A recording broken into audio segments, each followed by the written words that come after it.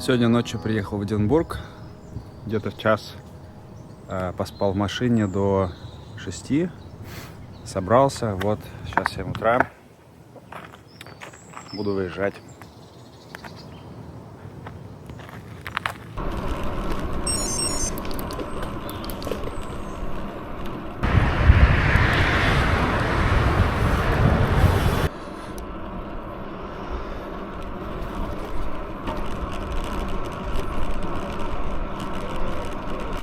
Конечно же, немного гравия. Все еще гравий. Все еще гравий. Гравий, гравий, гравий, гравий.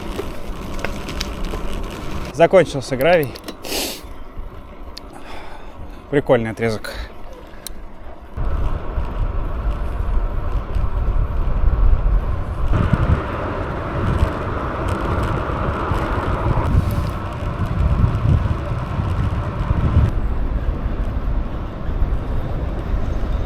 Здравствуй, мой старый добрый друг.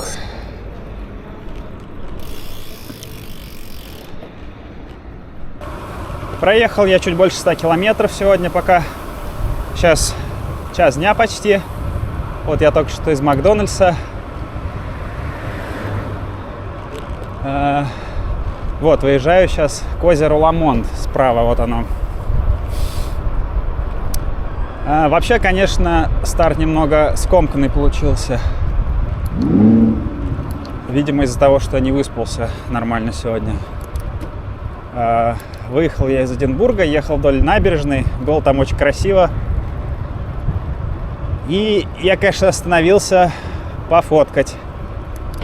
Вот. Потом поехал. И минут через 10 понял, что перчатки забыл на этом месте. Вот, возвращался за ними, нашел. Все нормально. Вот, потом поехал, сбился с пути несколько раз. Цепь у меня слетела в очень неподходящий момент на горке. Вот. Но потом я как-то разъехался. Но все равно достаточно тяжеловато пока едется, если честно. Вот. Надеюсь, сегодня высплюсь получше.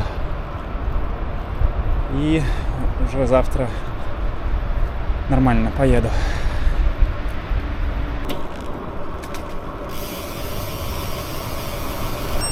Классная такая заброшенная дорожка.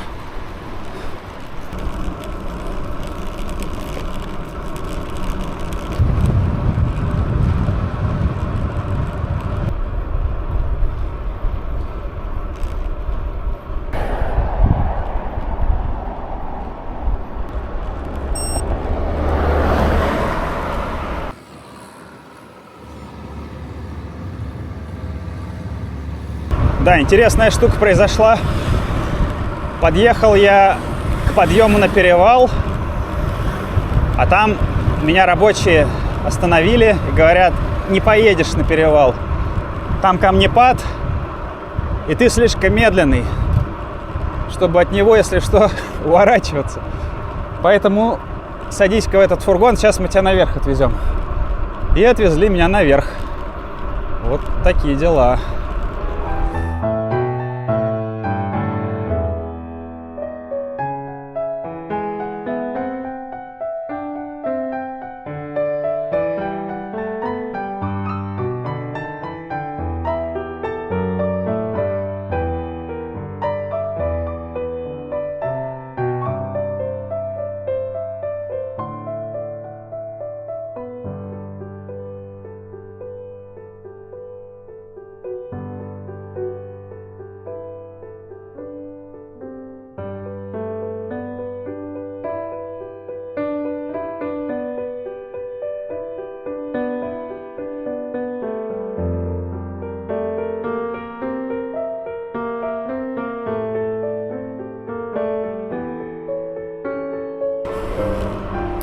Проехал я, сколько сегодня, 250 уже почти.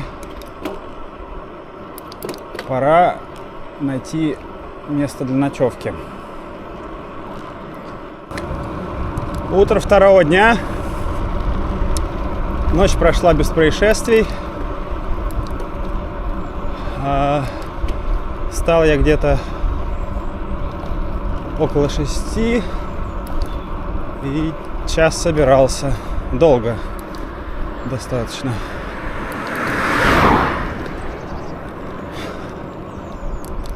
Прогноз на сегодня замечательный, да и вообще на всю неделю замечательный.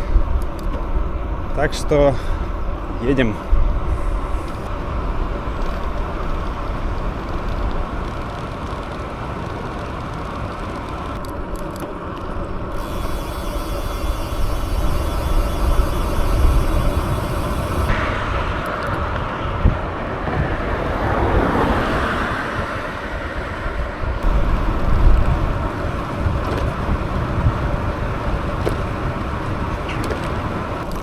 Уже достаточно давно еду по такой классной велодорожке.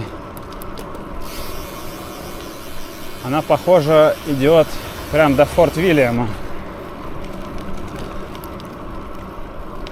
А это где-то 60 километров целых. Ну, посмотрим.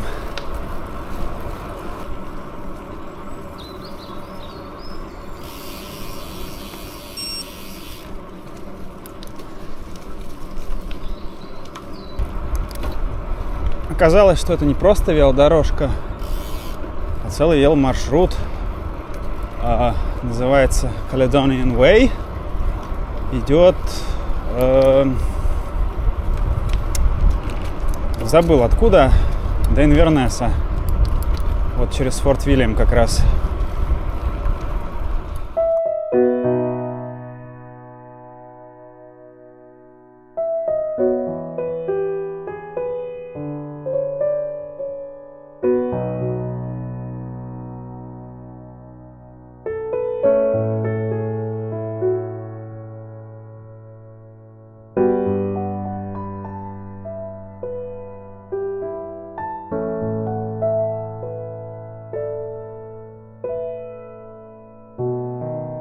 Подъезжаю к Форт Вильяму, машин сразу много стало, но все равно красиво очень.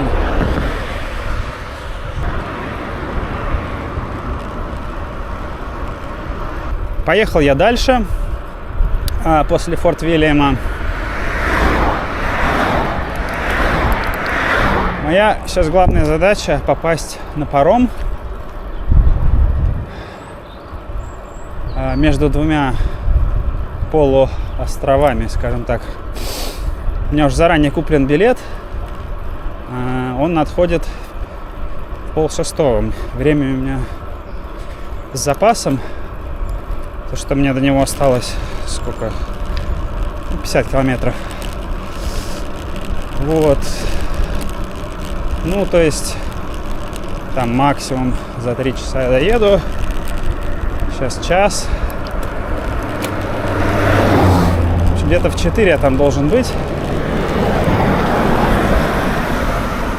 Попробую, если успею, сесть на более ранний паром.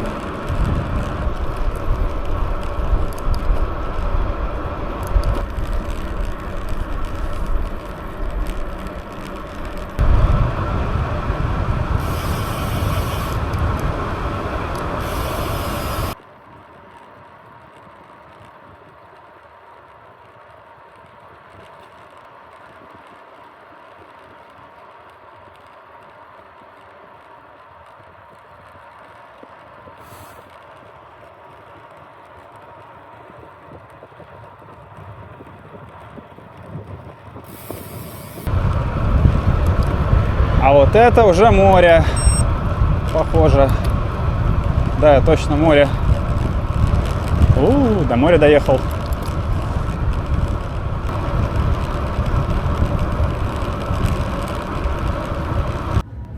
Так, я успел к 4 и как раз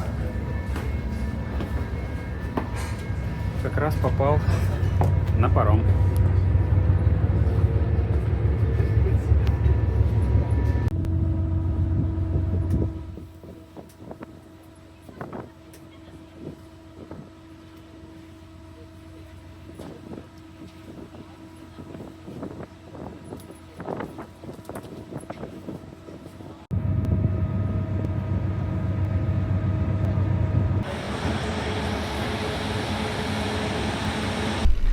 Переправился я на пароме в городок Армадейл.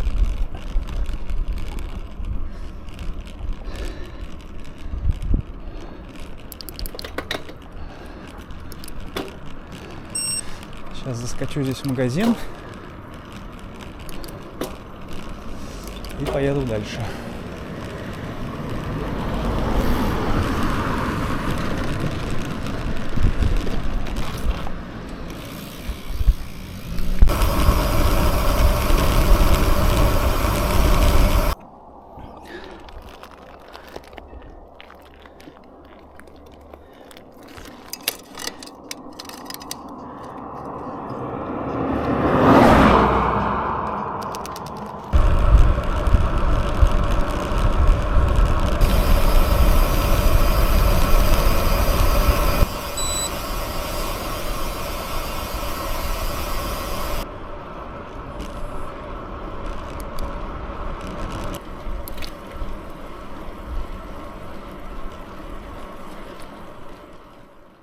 Сегодня встал пораньше, стартую с рассветом. Нет, даже до рассвета еще. Вон, луна висит. Ночевал на перевале. Вот здесь у меня соседи были. В целом было нормально. Кстати, гораздо лучше, чем первую ночь. Сухо. Потому что в первую ночь очень много росы с утра было. Вот. А сегодня прям отлично. Ну все, я поехал.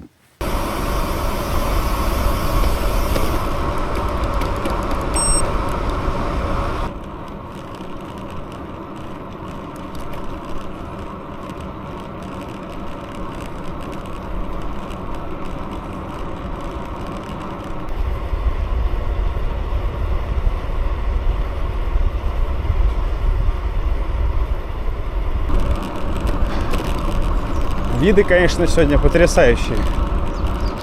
Туман кругом. Луна до сих пор висит. Вон. Солнце сзади меня выходит. Вообще супер. Конечно, днем не так красиво становится, когда солнце уже высоко. Как-то все по-другому выглядит. И вообще, конечно, лучше всего ехать вот рано утром и вечером. Вот когда уже закат или после, как-то едется легче.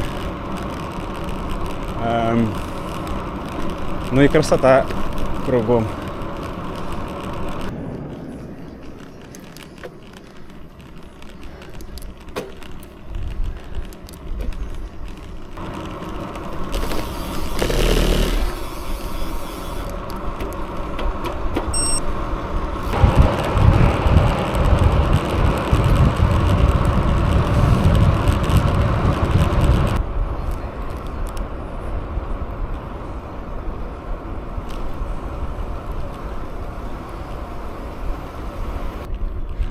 Сегодня с утра первый раз попробовал теплые овершузы горовские. Они прям с утеплителем, как куртка. Круто вообще.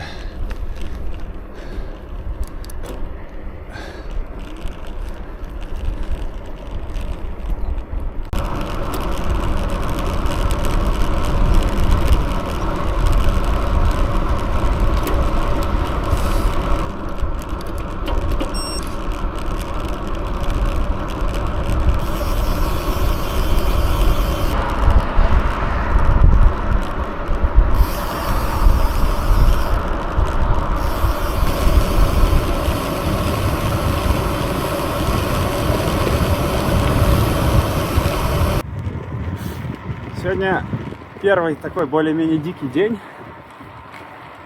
Это, конечно, совсем по-другому ощущается. Первые 2 дня, ну, первый день вообще много цивилизации было.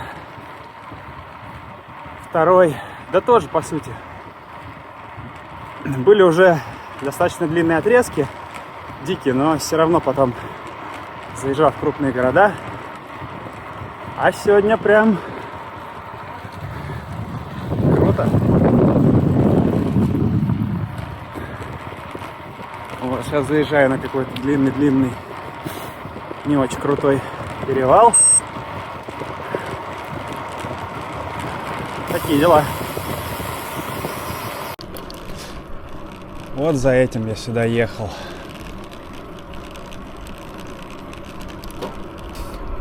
Кстати, вчера вечером изучал карту. Оказалось, что переправа вчерашняя, она была не на полуостров, а на остров. Остров Скай. Просто он настолько близко расположен от основной части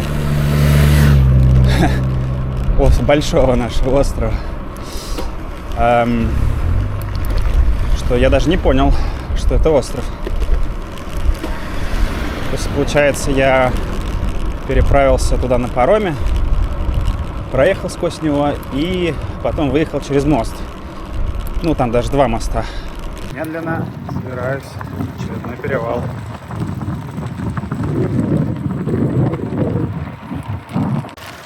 Вот, кстати, лежак, для чего еще очень оказался удобен. Вот так ехать. Сижу практически вертикально. Спина расслаблена, руки расслаблены. На подъемах вот таких долгих, медленных, супер вообще.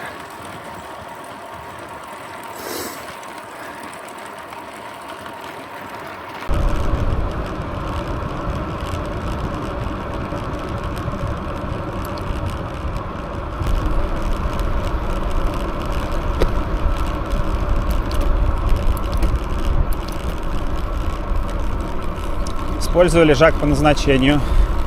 Сушу носки. Расскажу немного про снаряжение. Главное, где оно и как лежит. Значит, всего у меня 5 сумок.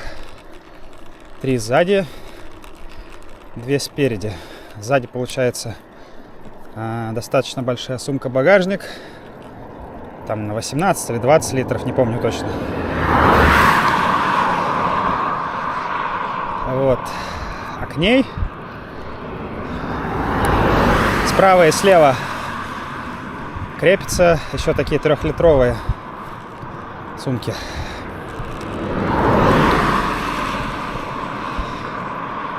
Значит, у меня лежит весь лагерь, то есть квилт, матрас надувной, биви, одежда вся запасная, которой у меня не так много, кстати. Ну, еще там какие-то мелочи. Кабель DI2, герметик, там и что-то еще. Вот. В сумке у меня все снаряжение для дождя. Надеюсь, туда мне залезать не придется. В правой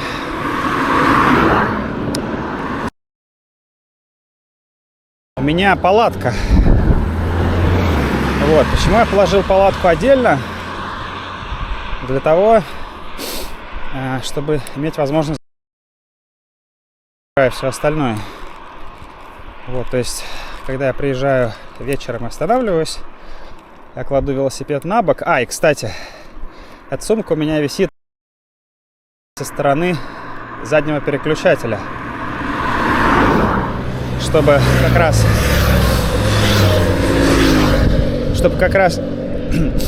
когда я складываю велосипед на бок, переключатель был сверху и не погнулся. Вот. Значит, в передних сумках у меня всякие мелочи, которые я использую часто. Ну, либо которые должны быть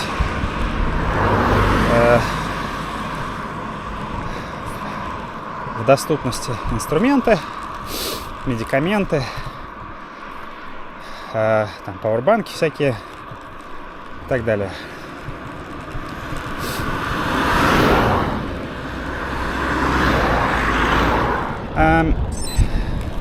Еще из интересного, и я это вот как раз перед отъездом с Андреем обсуждал. Он мне сказал, что надо быстросъемы на Tailfin поставить вот на большой основной багажник. И я, в общем-то, собирался это сделать, но поленился. И зря, на самом деле. Потому что, конечно, хочется иметь возможность вот поставить палатку и все с велосипеда снять и отнести в палатку и там уже разбирать. Потому что сейчас, когда все, по сути, намертво приделано к велосипеду, такой возможности нет. И в целом не очень понятно, как поступать во время дождя. Вот. Надеюсь, мне это не придется выяснять. Быстросъем я докуплю потом. Вот. Такие дела.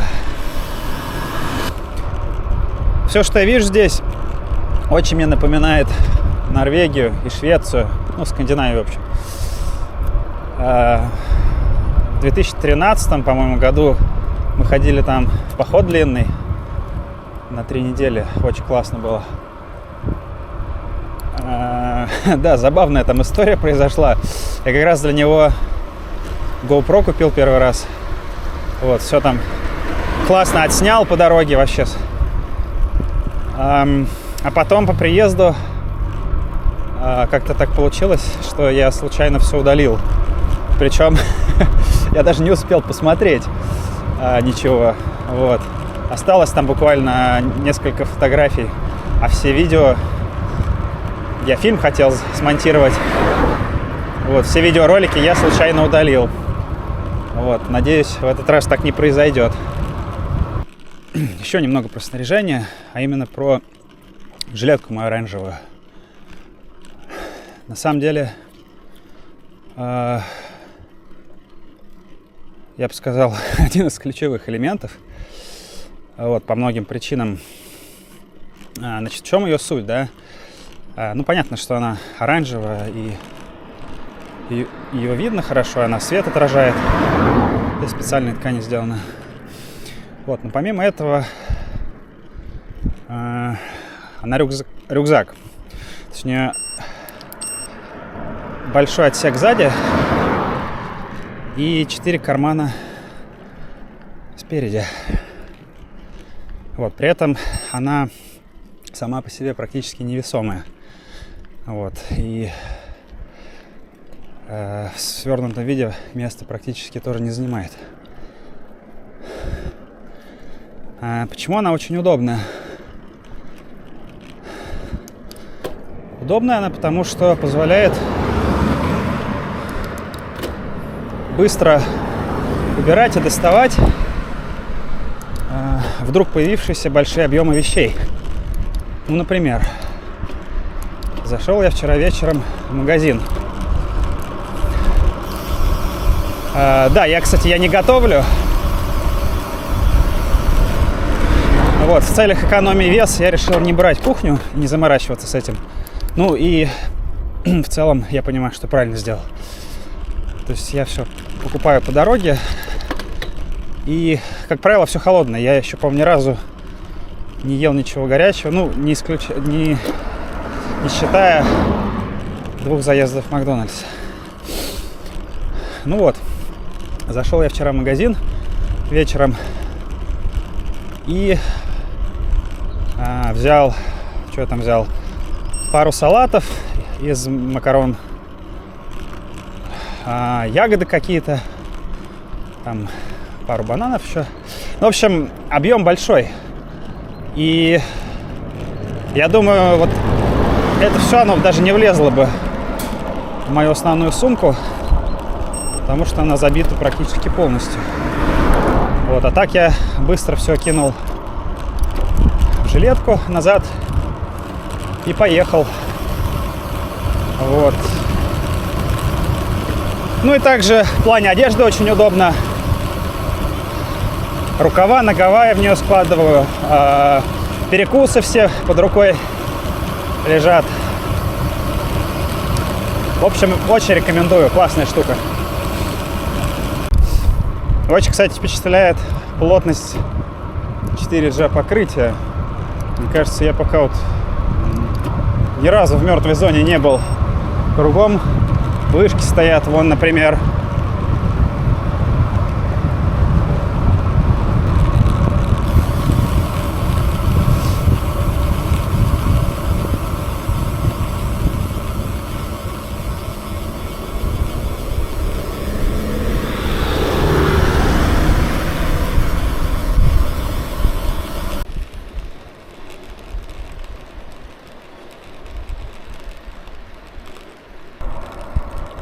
заехал наверх. Тут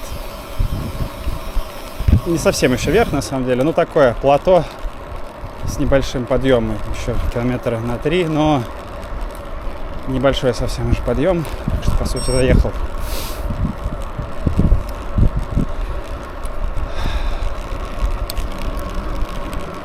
Расскажу про то, что я ем. Значит, как я уже сказал, кухню с собой не брал, чтобы не готовить. Вот, питаюсь я пока что исключительно в супермаркетах. Ну, 2 раза в Макдональдс еще заезжал.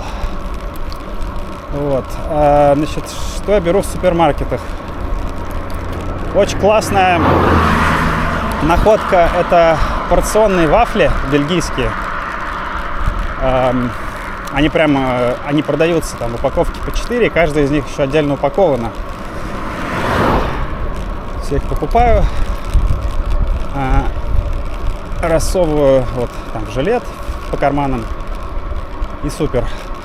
Вот, то же самое, прикольная штука нашел, блины с шоколадом порционные. Значит, они свернуты в трубочку, по 6 штук продаются, каждая отдельно запакована. Потом, ну, бананы, конечно, там 3-4 за день я съедаю. Стараюсь много есть овощей и фруктов, что раньше никогда не делал. Вот. И в целом, мне кажется, очень полезно. Вот.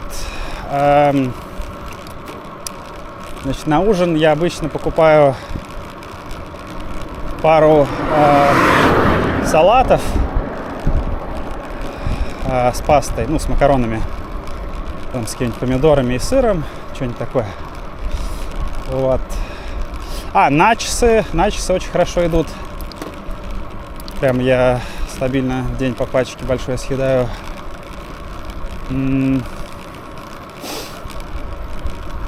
В плане воды у меня с собой одна только бутылка в этот раз. Литровая зато. Вот, в принципе, мне ее хватает. Но вообще здесь воды полно кругом. Везде ручьи, всякие речушки. Вот, и, в принципе, у меня еще фильтр с собой есть. Life Straw. Такой, который прям трубочку засовываешь в ручеек и пьешь из нее. Пока, правда, ни разу не использовал.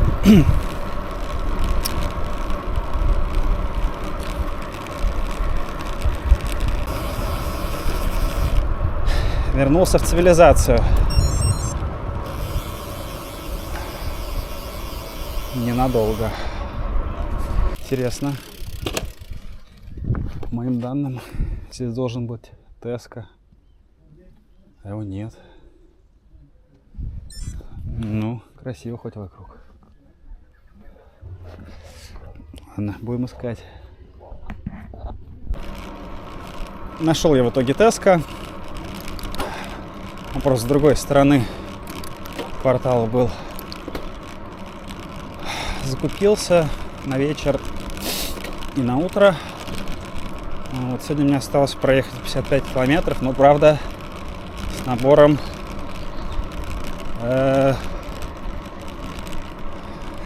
1000. Интересно. Ну ладно. Что делать?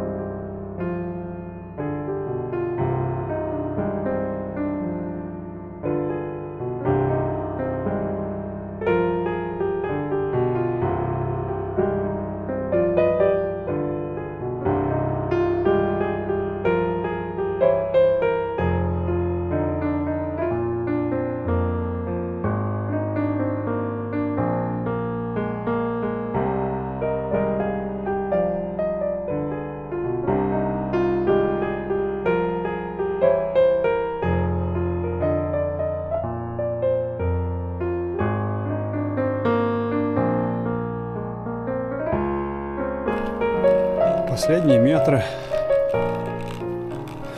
потом спуск, и где-то там точка, которая для лагеря нашел. Что-то в этом, конечно, есть. Вот так вот ночью медленно забираться на перевал.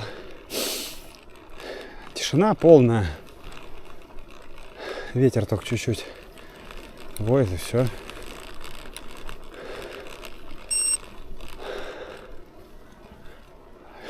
Небо чистое, все в звездах.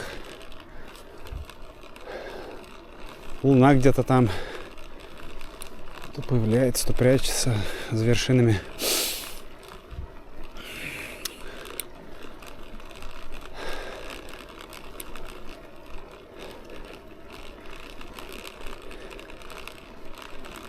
Вообще сегодня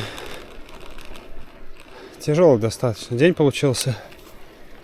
Сколько у нас тут? 3. Ну да. Вот 3000 набора.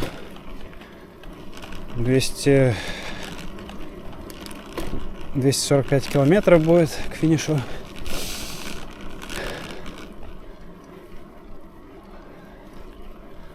Ну, вроде самочувствие нормальное.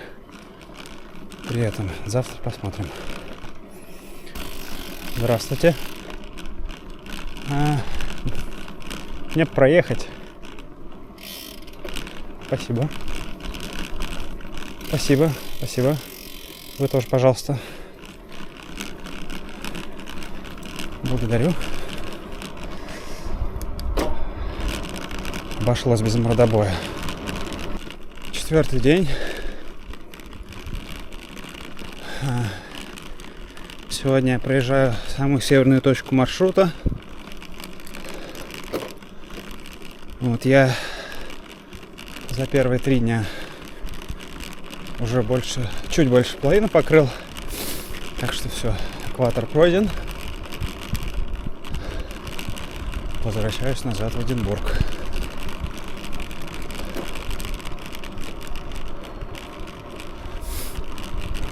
Единственное, что сейчас пока не очень понятно по дальнейшей логистике, это то, что у меня все пауэрбанки закончились. И мне сегодня придется что-то думать. Либо где-то останавливаться, заряжаться в течение дня, либо дотянуть до вечера и где-то в отеле остановиться. Но это тогда, возможно, ограничит мое сегодняшнее передвижение. Ну, в плане... у меня запланировано 250 на сегодня тоже. Ну, посмотрим.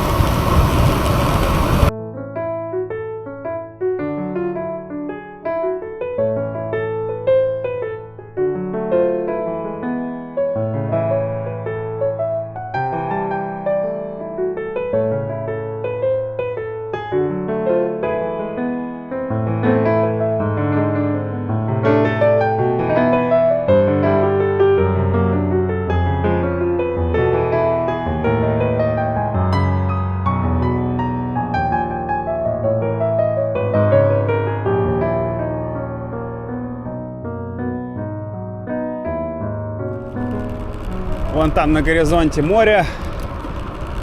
Туда я и еду. Там как раз самая северная точка моего маршрута. Сейчас ехал, кстати, думал еще про снаряжение.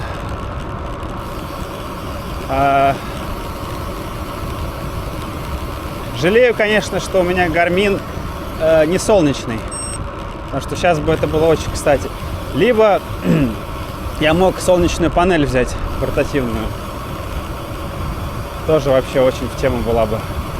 А вот из бесполезного, что я с собой взял, так это штатив для телефона. Ну, конечно, не супер тяжелый, но все равно ни разу им не воспользовался и вряд ли, конечно, воспользуюсь. Ну, просто не до этого вообще. Что еще лучше может быть на утро 4-го дня? Да, я думаю, этот спуск сделает мой день сегодня.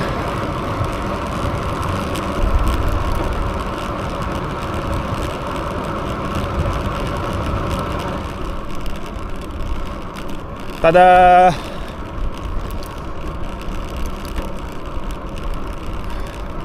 Это типа самая северная точка у меня на маршруте.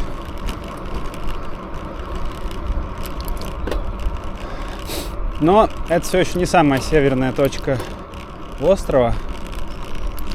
Но близко к тому. Джона Гроудс. Он где-то там километров еще 10 к северу отсюда. Так что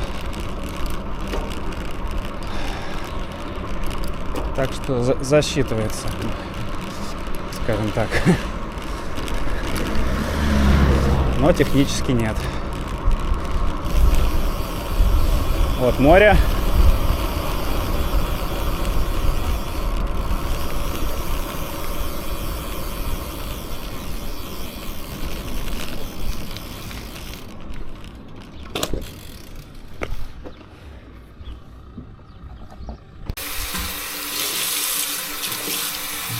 Классика жанра. Постирать носки в туалете.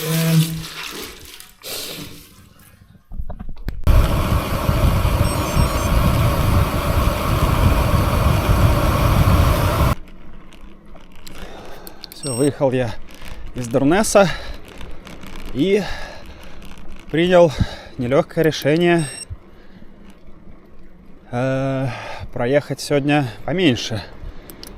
Около 200 получится вместо 50, то есть 50 я либо потеряю, либо я попробую их нагнать.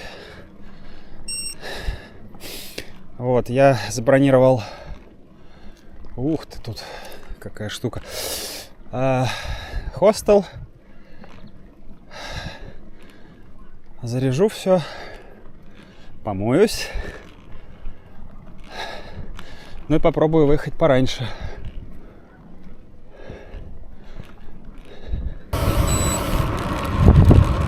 Так, раздался какой-то страшный звук. Только что.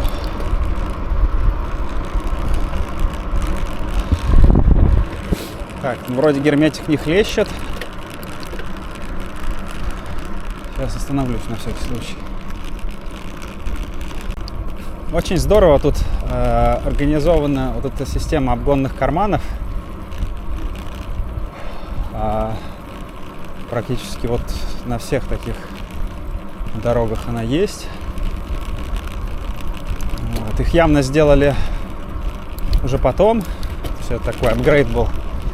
Вот, и вместо того, чтобы делать полноценную двухполосную дорогу, сделали такие карманы. Получается, процентов на 90 дешевле, потому что они вот примерно через каждые 100 метров. Вот. Ну и да, вот длиной они где-то метров по 10.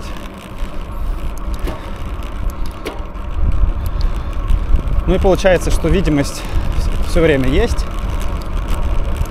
И машинам удается практически без остановок их проезжать. Как раз из-за того, что хорошо все просматривается. То есть заранее все там рассчитывают свои маневры.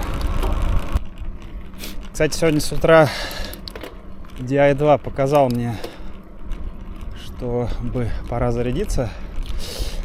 Вот, но с прошлого раза я так эмпирически вычислил, что это еще где-то 150 километров мне должно хватить. Вот, но если что, у меня остался еще самый-самый последний источник энергии. Это вот фонарь вот этот. Он еще как пауэрбанк, по идее, работает. Вот, я, в принципе, достаточно мало его использовал.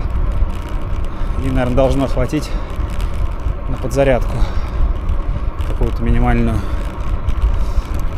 Ну, то есть до отеля я, думаю, дотяну. Ну, в крайнем случае, на сингл-спиде поеду. Сегодня супер комфортная погода. До этого, конечно, был перебор с жарой. Вот, а сегодня, не знаю, может, градусов 20. Ветерок небольшой, но при этом солнце светит. Очень легко едется.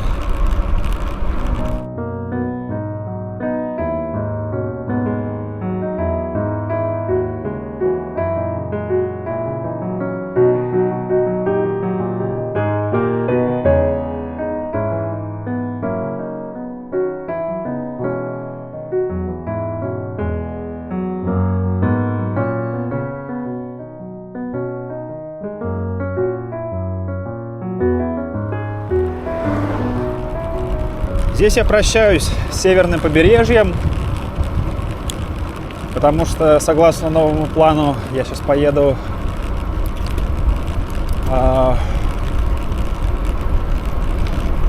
снова вглубь острова. Но, правда, через 100 километров я снова выйду к морю, уже на восточное, получается, побережье. Начался ветер такой приличный. Дует, естественно, прям в меня. А в этом направлении мне ближайшие 100 километров ехать.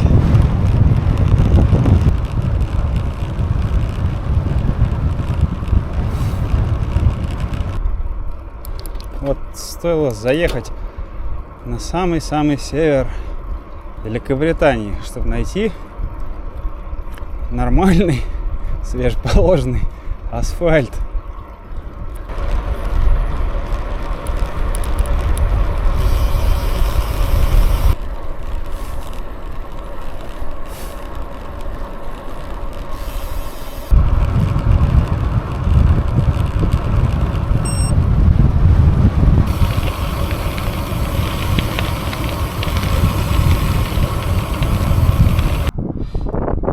DI2 благополучно сел в итоге, но вот на помощь пришел мой фонарь.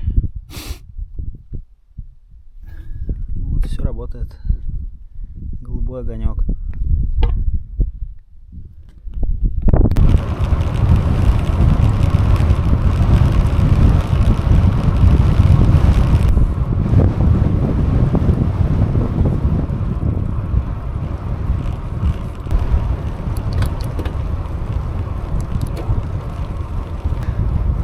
Да погодите же вы, не успеваю.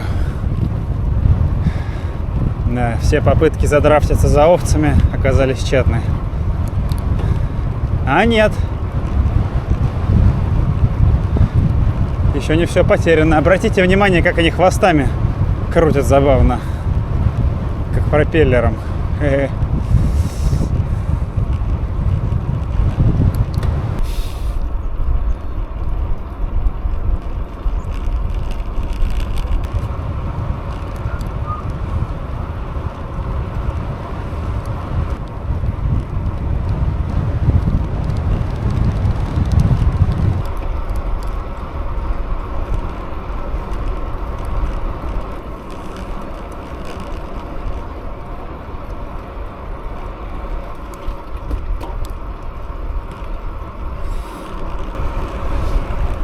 Выехал из Хельмсдейла.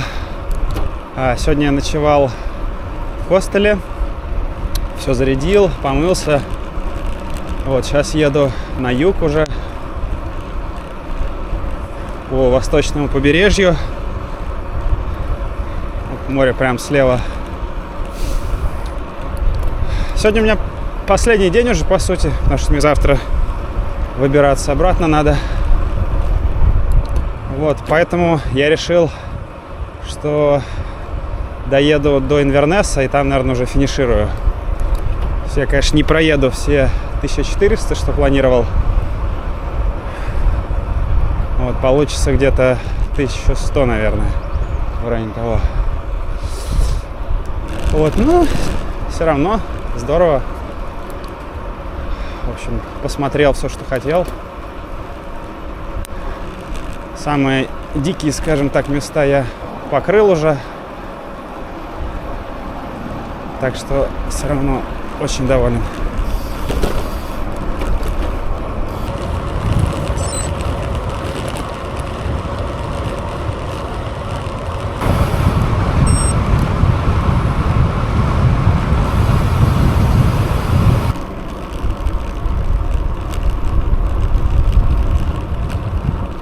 Похоже, очки вывалились на последней остановке.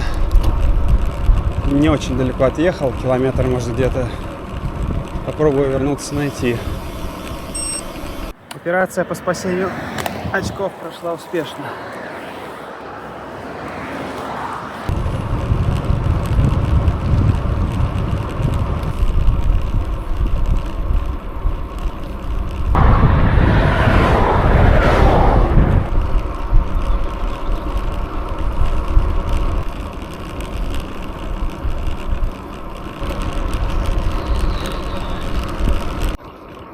До финиша уже меньше 2 часов.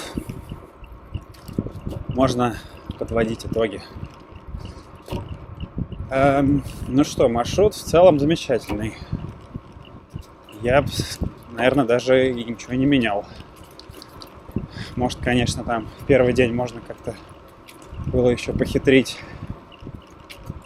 чтобы поменьше по дорогам ехать. Вот, но в целом, да, маршрут офигенный. Вот. Я изначально планировал проехать 1400 километров за 7 дней. Ну, то есть в среднем по 200 в день. По факту у меня было только вот 5 дней. Вот, я попытался проехать, конечно, 1100 где-то получится. Вот. Ну, ничего страшного, не гонка какая-нибудь. Отпуск со звездочкой. Вот.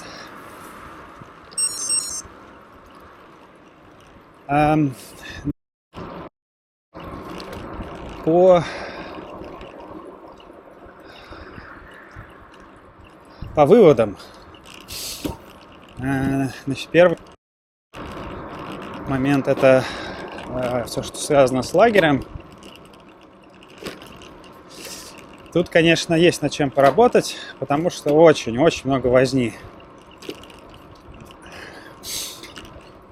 Вот в походах у меня система вся уже там годами отработана.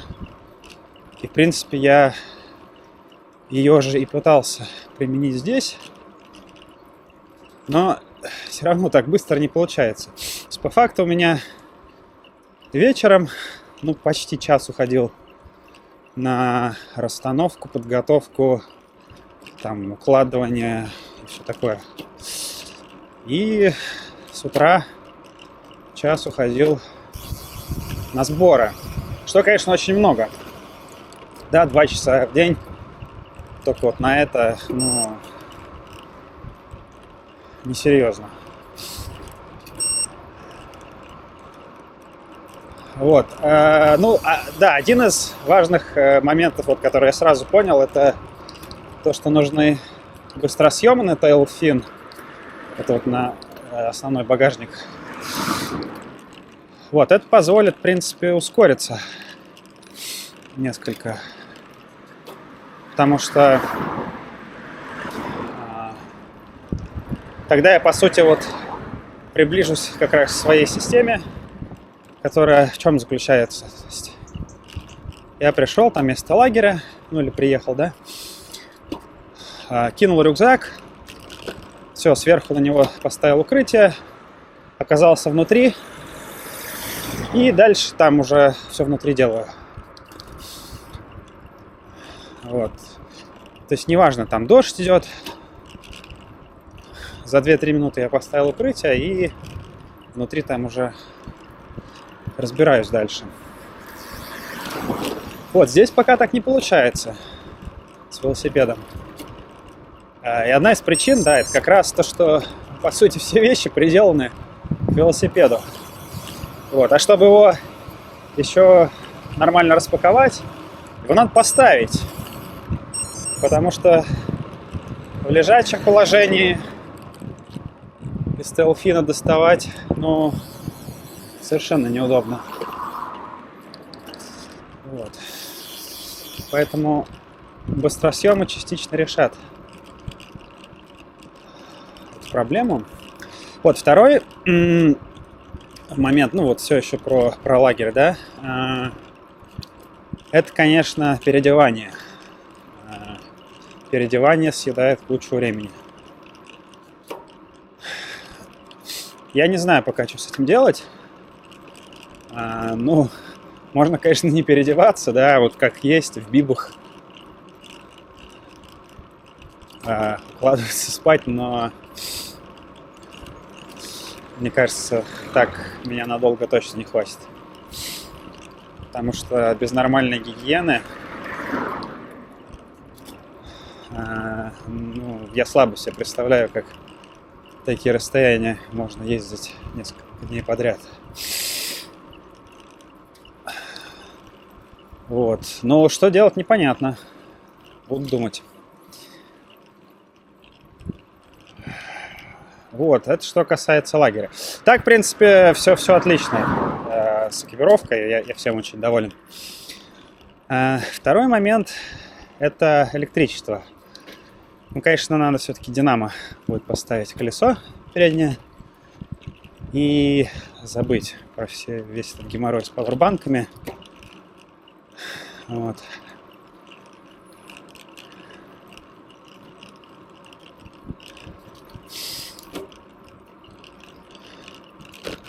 В принципе, наверное, вот основные выводы. Вот, в остальном все было замечательно. С едой все хорошо. С пищеварением все хорошо. С состоянием и самочувствием тоже все приемлемо. В темноте ехать вполне себе. Местами даже очень приятно. Вот. То есть темнота сама по себе вообще не проблема. Это вот если ты очень уставший и едешь в темноте, вот это не очень хорошо. Вот по маршруту еще такие мысли.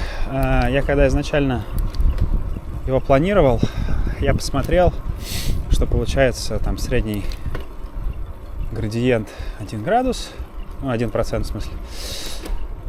Что, собственно, ну стандарт, да, там для Англии. Мы каждый день здесь такой ездим. Вот, и, в общем-то, я на этом успокоился. Не, ну как, я посмотрел, что там есть несколько клаймов. Там самый высокий 400 метров. Ну, в общем, ничего такого, что я до этого не ездил. Вот, и, в общем, да, на этом я успокоился. Ну, на самом деле, зря. Все-таки надо более детально, прям по дням, смотреть, что происходит. Потому что Это же в среднем 1 градус.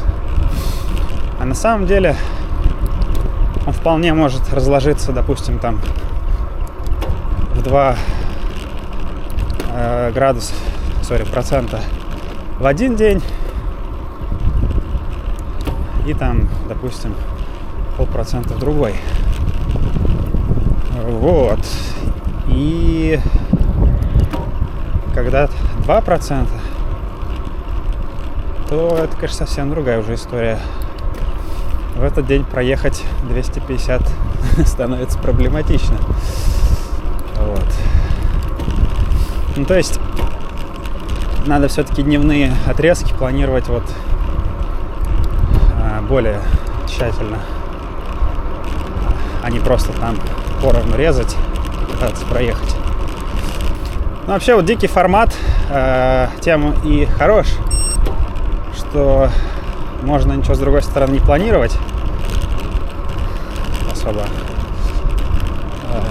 Едешь сколько получается, вот останавливаешься где хочешь. Здесь это вообще не проблема. Сегодня существенно похолодало. С утра я надел прям все, что у меня есть. Вот, и все равно временами было прохладно. Но вот, что у меня сегодня совершенно не выразнет, так это ноги. Вот еще раз очень рекомендую бахилы с утеплителем.